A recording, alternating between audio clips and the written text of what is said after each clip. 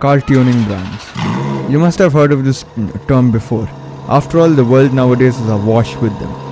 Brabus, Singer, all of these car companies produce exotic versions of already exotic cars that ramp up either the comfort, the speed, or sometimes even both. However, all the tuner brands that exist today, they cannot hold a candle to one tuner brand from the 1980s. They were called Koenig Specials, and they dared to do what nobody else would have thought of even today. They saw sports cars of the 70s and 80s and thought, well, what if we strapped a rocket to it? Metaphorically, of course, not literally. Like casually putting 2 turbos on a Porsche 911, completely fine. Ramping it up to 800 horsepower, also completely fine. It was just another day of work in the Koenig Specials workshop. But in 1999, they reached their absolute peak. They took the already incredibly good Ferrari F50. It was basically a Formula 1 car but with a different body, okay? And slapped a twin turbo kit on it. Now this car produced figures almost as high as 1000 horsepower. This is in 1999, okay? 1000 horsepower and could accelerate 0 to 60. Sometimes even some claims are saying that below 3 seconds. And well, it was basically a sleeper build. Well, if you could call any Ferrari F50 a sleeper build, because the aesthetic was mostly stock. So you wouldn't know that it was not your regular Ferrari F50 unless you drag raced it. But then after that they went into obscurity. So who were these Koenig Specials? Why am I still talking about them today? Why do I claim they're better than Brabus and Singer in a few ways? All of these questions shall be answered in this video. The rise and fall of Koenig Specials. Hello everybody, my name is Trijal and welcome back to another episode of the Tyre Smoke Podcast. In this episode, we're going to be talking about the story of the world's craziest tuner cars, the Koenig Specials. The story of the brand begins with one man, Willi Koenig. He was born in 1938 in Germany. He started out as a printing business with no money and definitely a racing addiction. However, when he became rich enough, he began racing in the 1960s in hill climbs, endurance cars, and even some Formula Junior. And he wasn't just some rich guy who was, racing for the fun of it like you know who. He actually won the German Hill Climb Championship in 1962 driving a Ferrari 250 GT short wheelbase Berlinetta. Now that car is extremely expensive nowadays and it is also pretty goated in the world of endurance racing. And this is the final boss moment.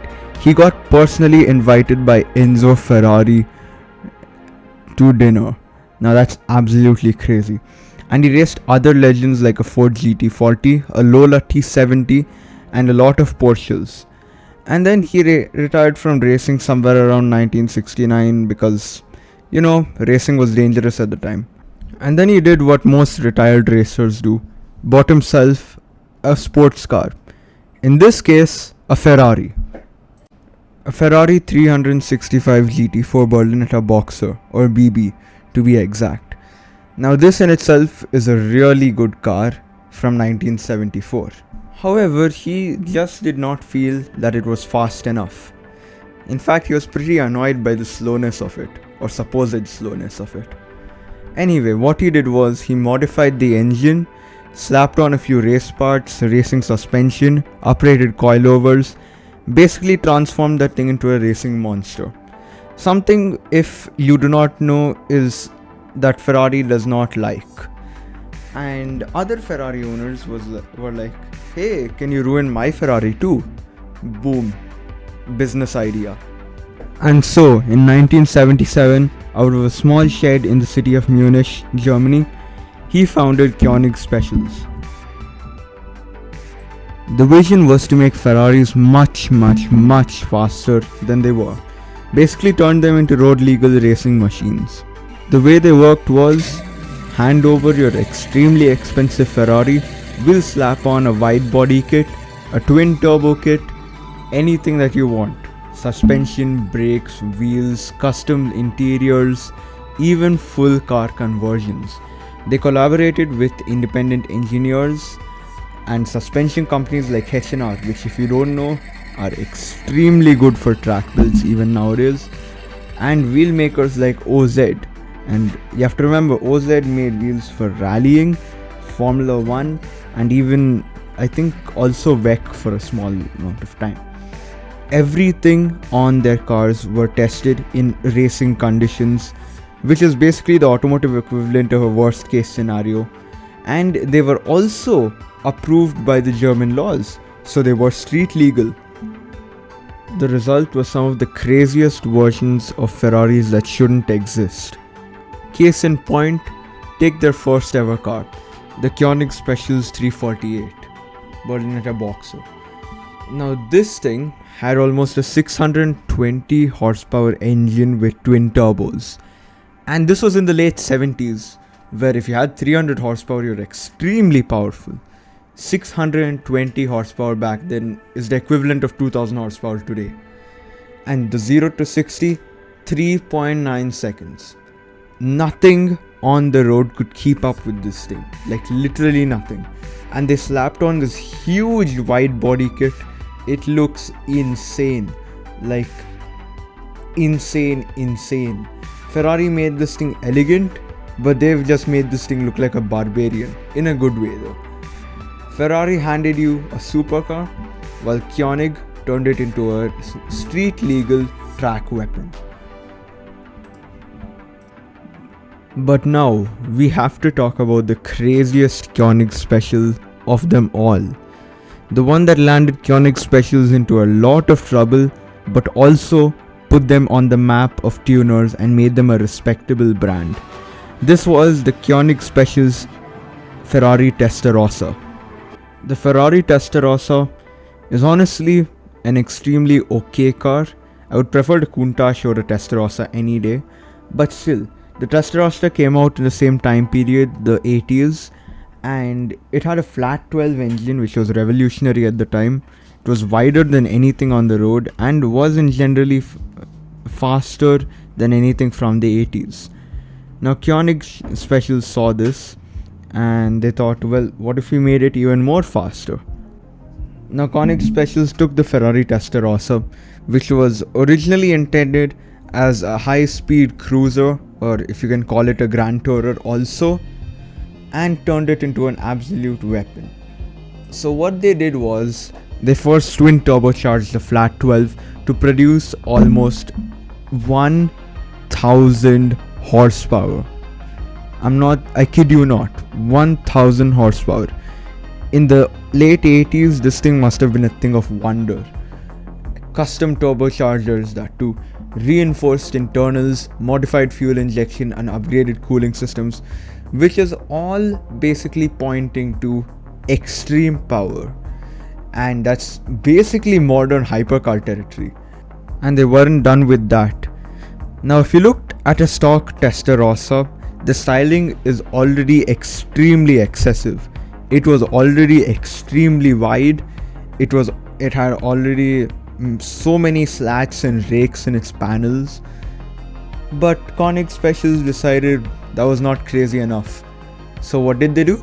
Well, they made it even wider. One huge wide body kit, an even huger rear wing, an extremely big air intake, and a deeper front splitter.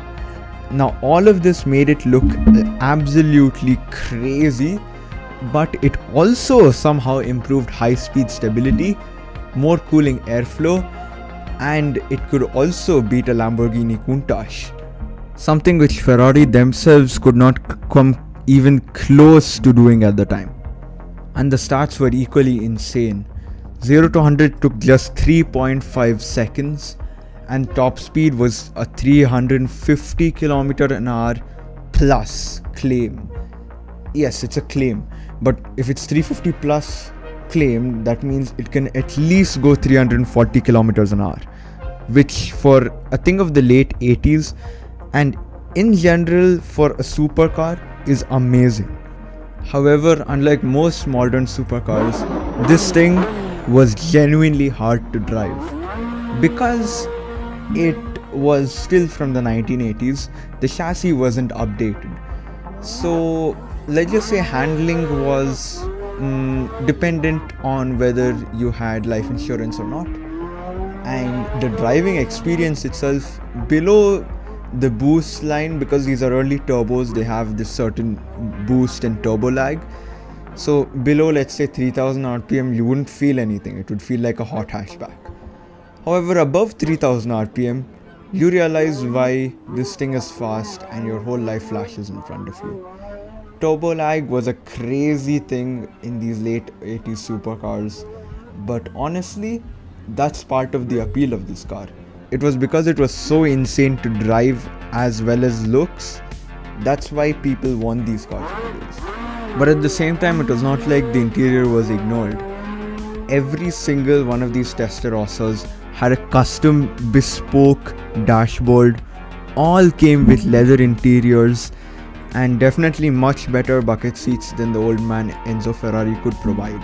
Now this is where things get a bit courtroom drama. Now Ferrari, as we all know, is extremely allergic to tuners trying to mess with their so-called art, and Enzo Ferrari himself was not very amused with it. He said that Koenig had quote-unquote ruined his masterpiece, while Koenig just did what everybody wanted, made the car faster. Typical Ferrari. However, this lawsuit ended with one big thing. Now Koenig Specials had to make their own custom badge and put them on their cars, and all cars that were modified by Koenig Specials would no longer be recognized as Ferraris anymore, and this meant that Koenig Specials was now a separate entity. However, this car is a true early 80s performance icon, and it also definitely in my list is the inspiration for modern supercars and hypercars. You have to admit, this philosophy started with this car. This was only one of the many cars that Koenig had modified. They also dabbled around in Porsches a little bit by modifying a 911 with 800 horsepower. That also looks and goes extremely insane. Please check it out. A lot of other Ferraris, and this thing called a Koenig Specials C62. What it was basically a street legal Group C racing monster. It was inspired by the Porsche 962 but had absolutely nothing to do with it, and it was definitely faster than most Group C cars of the time. Their peak was during the early 80s to late 90s. This was part of the golden era of car culture in general, and also tuning, along with Brabus and Gembala. They basically had started the whole wide body kit car tuning trend, and also made over the top tuning mainstream. All of those Nissan GTRs, Nissan 370Zs, Toyota Supras that you see on the road today with almost 1000 horsepower, crazy build quality, all wouldn't have existed without Koenig Specials. Celebrities bought their cars. They were known all over the car world. Magazines praised them for their speed, and basically Koenig became a performance icon. They also set an annoyingly high benchmark for other tuners in the years to come. Another case in point. You know how modern car tuners take a luxury car and make it even more faster and just a little bit more aggressive? Well, that also started with the Koenig Specials 560 SEC. Now this car was based off a Mercedes 560 SEC, which naturally aspirated had around 300 horsepower. This was all stock. It had leather seats, and basically it was built to cruise at 200 kilometers an hour and make you feel like a CEO. It had that beautiful boxy look of a German car from the 90s, which I absolutely love. Now Koenig Specials took this and let's just say they added almost 100 horsepower. They made it around 400 horsepower ish. Naturally aspirated though. Unlike the previous builds, they hadn't done this with a turbo. Some of them were turbocharged, but Yeah, power-wise not as insane as some of their Ferraris, but it was still way faster than your ordinary luxury car. However, where the insane part comes in was the looks. They put on a huge wide body kit on this thing, massively flared arches, that deep front bumper, side skirts, and a huge rear stance. Basically, this thing has more road presence than a huge Dodge Ram truck. So you could say that they started the whole luxury car tuning trend. However, during the late 90s, the car company had just declined because people like Brabus and Gambala and Singer were now building much better engineered cars, let's say, because now tuner cars because of them were reliable, while Koenig Specials still remains somewhat raw and extremely unreliable. So basically they got overtaken by all these giants, and now they still exist, but they don't tune cars anymore. They just send out tuning parts for classic cars. Like if you want to tune your Ferrari Testarossa, then Koenig has quite a few parts that you can do with that, or a 911 or anything old classic car, they have tuning parts for them. And they also support the old cars. Like if you have an old Ferrari Testarossa, then they might service it for you and stuff. And they also run a few heritage divisions which keeps their cars alive. Basically they've gone silent and they don't tune cars anymore. However, the legacy will never be forgotten. Koenig Specials basically started modern car culture and modern tuning culture. They introduced the idea that you can take an already good car and make it even better. You can take a supercar and make it even better. Basically, Singer, Brabus, Gambala, Cosworth, all these tuning companies would never exist were it not for Koenig Specials. And that was another episode of the Tyre Smoke Podcast. If you like this video, please like, share and subscribe. Thank you guys for watching once again. This is me, Trijal, signing off. Thank you.